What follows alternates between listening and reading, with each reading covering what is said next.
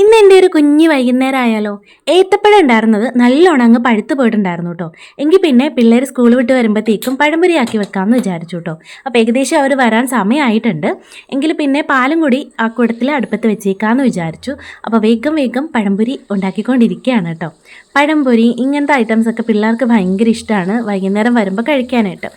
അപ്പം ഇഡലി അങ്ങനെയുള്ള സാധനങ്ങളൊക്കെയാണ് വൈകുന്നേരം കഴിക്കാൻ അത്ര വലിയ താല്പര്യമില്ല. ഇങ്ങനെയുള്ള ബേക്കറി ഐറ്റംസ് ഒക്കെ ആണെങ്കിൽ കഴിക്കാൻ ഇഷ്ടമാണ് കേട്ടോ. അപ്പോൾ അധികം ഞാൻ ബേക്കറി അങ്ങനെ സപ്പോർട്ട് ചെയ്യാറില്ല. എന്നാലും വല്ലപ്പോഴും ഒക്കെ സ്കൂൾ വിട്ട് വരുമ്പം ഇതുപോലെ നമ്മൾ എന്തെങ്കിലും ഉണ്ടാക്കി വെച്ചത് കഴിക്കാൻ അവർക്ക് ഒരുപാട് ഇഷ്ടമല്ലേ. അവരത് വയറു നിറച്ച് കഴിക്കുന്നത് കാണാൻ നമുക്കും ഇഷ്ടമാണ്. എങ്കിൽ പിന്നെ ഇന്ന് അങ്ങനെ ആവാമെന്ന് വിചാരിച്ചു കേട്ടോ. ഇടയ്ക്ക് ബിസ്ക്കറ്റും സാധനങ്ങളും ഒക്കെ കൊടുക്കാറുണ്ട്. നമ്മൾ ഒന്നും റെസ്ട്രിക്റ്റ് ചെയ്തിട്ടില്ല. അത്യാവശ്യം എല്ലാം കൊടുക്കാറുണ്ട് കേട്ടോ. അങ്ങനെ ഇതാ പാലൊക്കെ തിളച്ച് വന്നിട്ടുണ്ട്. ഏട്ടന് മാത്രം പാൽ ചായയാണ്, ബാക്കി ഞങ്ങളെല്ലാവരും കോഫി കുടിക്കും കേട്ടോ. അപ്പോൾ പിള്ളേർക്ക് ബൂസ്റ്റും എനിക്കുള്ള കോഫിയും ഒക്കെ റെഡിയാക്കി വൈകുന്നേരം ആയിക്കഴിഞ്ഞാൽ നമുക്കൊരു ചായക്കട പോലെയാണ്.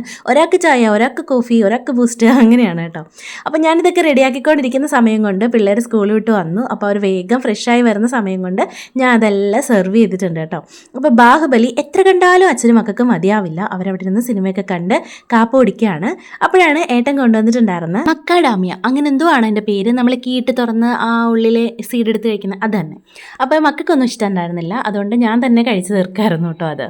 അങ്ങനെ ഞാനും 1-2 പഴംപൊരി ഒക്കെ കഴിച്ച് അങ്ങനെ ഇരുന്നു. അത് കഴിഞ്ഞപ്പം ഏട്ടൻ മക്കളെയും കൊണ്ട് മുടി വെട്ടിക്കാൻ പോയി. ആ ഒരു സമയം കൊണ്ട് കിടന്ന പാത്രങ്ങളെല്ലാം ഞാനങ്ങ് കഴുകി എടുത്തു വെച്ചു. അതാകുമ്പോൾ വൈകിട്ട് ഊണ് കഴിഞ്ഞാൽ അധികം പാത്രം ഉണ്ടാവില്ല കഴുകാൻ കേട്ടോ. എനിക്കറിയില്ല, രാവിലെ തൊട്ട് വൈകിട്ട് വരെ ഈ പാത്രം കഴുകാണ് ഏറ്റവും വലിയ പണി. എനിക്കിപ്പോൾ മടിയായി തുടങ്ങിയിട്ടുണ്ട് കേട്ടോ. അങ്ങനെ പാത്രം എല്ലാം കഴുകി അടുക്കിപ്പറക്കിയെല്ലാം വെച്ചിട്ട് ആ കൗണ്ടർ ടോപ്പ് എല്ലാം ഒന്ന് തുടച്ച് വൃത്തിയാക്കിയിട്ടു. അത് കഴിഞ്ഞിട്ട് നമ്മൾ പരത്തിയിട്ടുണ്ടായിരുന്ന പാത്രങ്ങളെല്ലാം തിരികെ അതാത് സ്ഥലങ്ങളിൽ എടുത്തു വെച്ചു കേട്ടോ. അത് കഴിഞ്ഞ് ഓടിപ്പോയി ഒന്ന് മേല് കഴുകിയിട്ട് വന്നു. മക്കളും ആ സമയത്ത് വന്നു, പിന്നെ ഫ്രഷ് ആയിട്ടോ. അത് കഴിഞ്ഞ് ഓടിപ്പോയി വിളക്കൊക്കെ കത്തിച്ച് നാമൊക്കെ ജപിച്ച് അങ്ങനെയേ ഇരുന്നു. അടുത്ത വിശേഷങ്ങളുമായി നാളെ കാണാം കേട്ടോ.